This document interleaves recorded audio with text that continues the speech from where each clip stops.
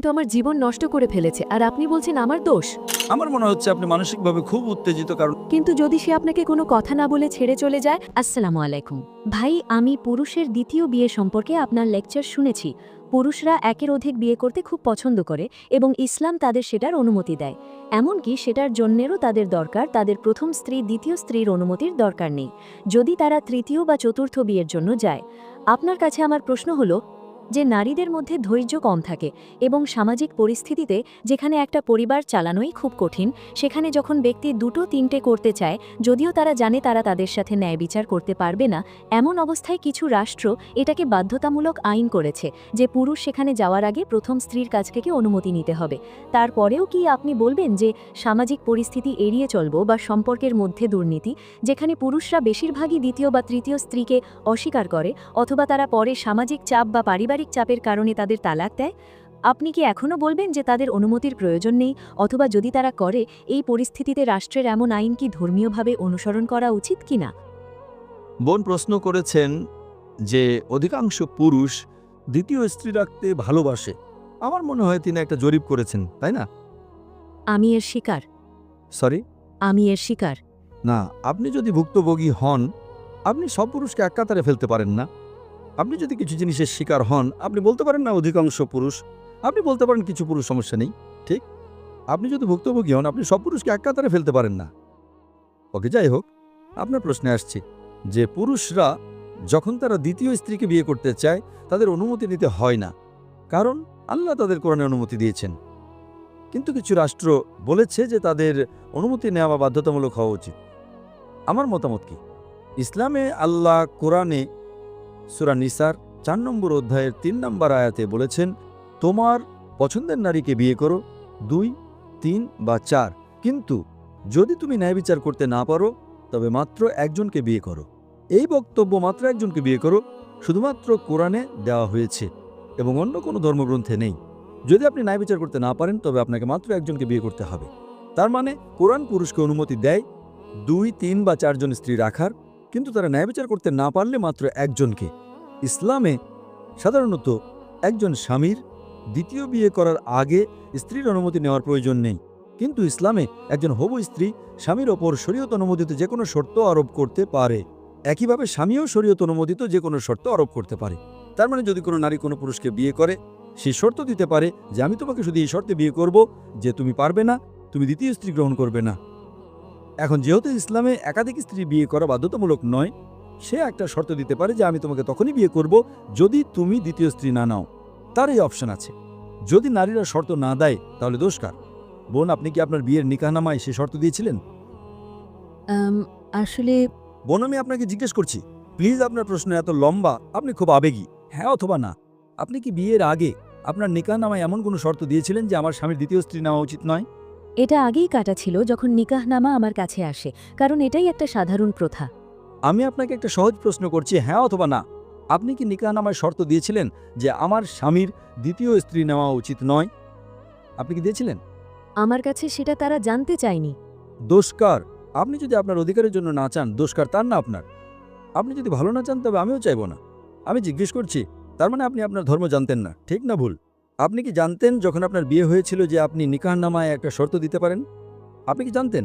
হ্যাঁ অথবা না? না। দোষকার আপনার না আপনার স্বামীর? কার? এখন আপনি জানেন? এখন কি আপনি জানেন কিনা বোন? এখন কি আপনি জানেন কিনা? হ্যাঁ, এখন আমি জানি। তার মানে নিকাহনামায় আপনি যে কোনো শর্ত দিতে পারেন, কিন্তু আপনি এমন শর্ত দিতে পারেন না। আপনি আপনার স্ত্রীকে বলতে পারেন না বা স্বামীকে বলতে পারেন না তোমার সালাত আদায় করা উচিত নয়, কারণ সালাত আদায় করা ফরজ। আমি জানি। তো আপনি আপনার স্বামীকে এমন কিছু করা থেকে বিরত রাখতে পারেন না যা ফরজ, আবার তাকে এমন কিছু করতে বাধ্য করতে পারেন না যা হারাম। আপনি বলতে পারেন না আমি চাই তুমি প্রতিদিন অ্যালকোহল পান করো, কারণ অ্যালকোহল পান করা হারাম। কিন্তু যে কোনো কিছু যা মুবাহ, যা ঐচ্ছিক, আপনি একটা শর্ত দিতে পারেন।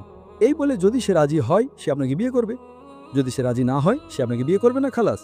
এখন আপনি যদি আপনার দিন না জানেন, দোষকার আপনার না আমার? দোষকার? আপনি কেন রাষ্ট্রের কথা বলছেন? রাষ্ট্রকে ভুলে যান। প্রত্যেক মুসলিম পুরুষ বা নারী যে কোনো শর্ত দিতে পারে যা ঐচ্ছিক। আপনি একটা শর্ত দিতে পারেন যে আমি তোমাকে তখনই বিয়ে করব যদি তুমি আমাকে প্রতি মাসে 50,000 টাকা দাও। কোনো সমস্যা নেই। রাজি? রাজি না, টাকা আছে, সে রাজি হবে না। অথবা আপনি 1 লাখ টাকা চাইলেন, একটা শর্ত দিন।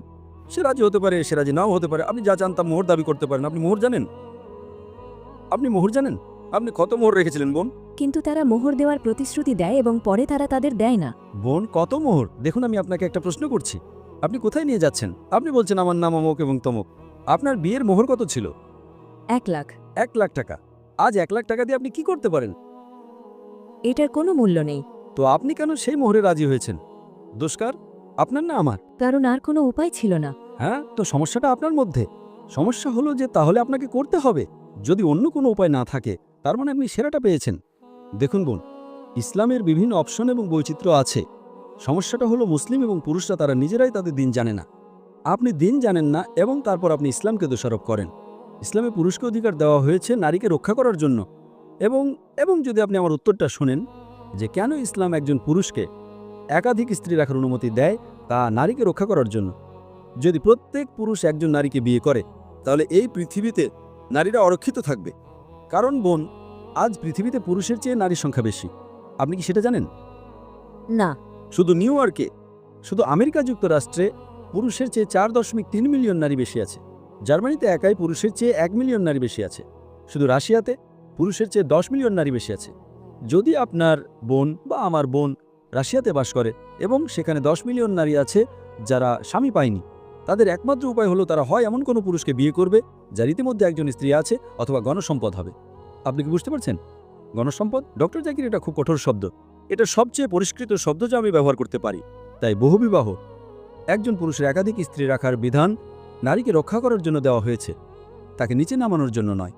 সমস্যাটা হলো অনেক পুরুষ, অনেক মুসলিম নারী তারা তাদের অধিকার জানে না। আমরা দোষী।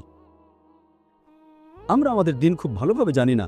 আমাদের দিন, ইসলামে নারীর যে পরিমাণ অধিকার আছে তা অসাধারণ। অন্যান্য ধর্মে নারীকে টাকা দিতে হয়, ঠিক না ভুল?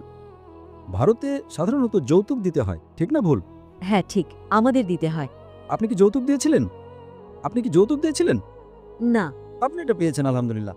তো ইসলাম অধিকার দিয়েছে, যদি আপনার স্বামীর সাথে কিছু ঘটে থাকে এবং যদি সে ইসলাম মেনে না চলে, তবে উপায় আছে। আমি বলছি না। এবং আরও একটা কথা বোন, কারণ আমি একজন ব্যক্তি হিসেবে তাকে না শুনে রায় দিতে পারি না।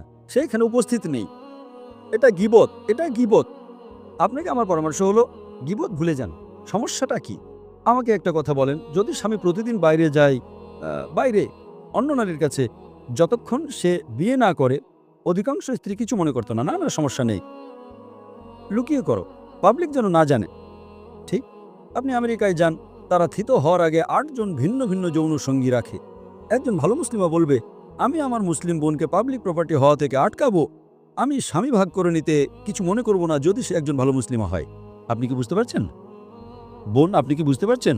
আমি বুঝতে পারছি, কিন্তু আমার জীবন নষ্ট করে ফেলেছে, আর আপনি বলছেন আমার দোষ। আমার মনে হচ্ছে আপনি মানসিকভাবে খুব উত্তেজিত, কারণ আপনার স্বামী দ্বিতীয় স্ত্রী নিয়েছে। না, এটা ইস্যু নয়। সমস্যা হলো সে তার সম্পর্কের দায়িত্ব নিচ্ছে না। এটাই সমস্যা। এটাই আপনার মাধ্যমে আমার বার্তা যারা এখানে আছে সবার জন্য। দয়া করে যদি আপনারা সম্পর্কের দায়িত্ব নিতে চান, তবে ভালোভাবে নিন। সম্পর্ক ত্যাগ করবেন না, কারণ সম্পর্কের দায়িত্ব না নেওয়া মানে, যখন সে দ্বিতীয় স্ত্রীকে বিয়ে করেছিল, সে কি বলেছিল সে দ্বিতীয় স্ত্রী কিনা? কিন্তু যদি সে আপনাকে কোনো কথা না বলে ছেড়ে চলে যায়, আপনি জানেন না সে কোথায়, সে আপনাকে আপনার হাত খরচ দিচ্ছে না, সে জানছে না আপনি কোন অবস্থায় আছেন, তাহলে বোন বোন বোন এইসব কিছুর কোনো গুরুত্ব নেই, কারণ আমরা অপরপক্ষ না শুনে রায় দিতে পারি না। আপনি আপনার স্বামীর যতই সমালোচনা করেন। পয়েন্ট নাম্বার 1, একজন ভালো মুসলিমের জনসম্মুখে স্বামীর সমালোচনা করবে না। আপনি কি বুঝতে পারছেন?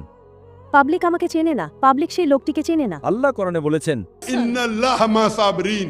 নিশ্চয়ই আল্লাহ তাদের সাথে। এমনকি আমার স্ত্রী, সে যতই খারাপ হোক, আমি মাশাআল্লাহ, সে খুব ভালো, মাশাআল্লাহ, সে পৃথিবীর সেরা স্ত্রী। কিন্তু এমনকি আমার স্ত্রী যদি সবচেয়ে খারাপ স্ত্রী হতো, আমি কখনো তার সমালোচনা করতাম না, কারণ আমি জান্নাতে যেতে চাই। আমাদের প্রিয় নবী মুহাম্মদ সাল্লাল্লাহু আলাইহি ওয়াসাল্লাম বলেছেন, সেরা মুসলিম সেই যে তার পরিবারের কাছে সেরা, স্ত্রীর কাছে। এখন যদি আপনার স্বামী ধারণাগতভাবে ভালো না হয়, আপনি তার সাথে ভালো হন, খালাস। তার বলা উচিত, আমি আমার স্ত্রীকে কত নির্যাতন করছি, তবুও সে আমার প্রশংসা করছে। তার হৃদয় গলে যাওয়া উচিত। হৃদয় না গললেও আপনি জান্নাতে যাবেন।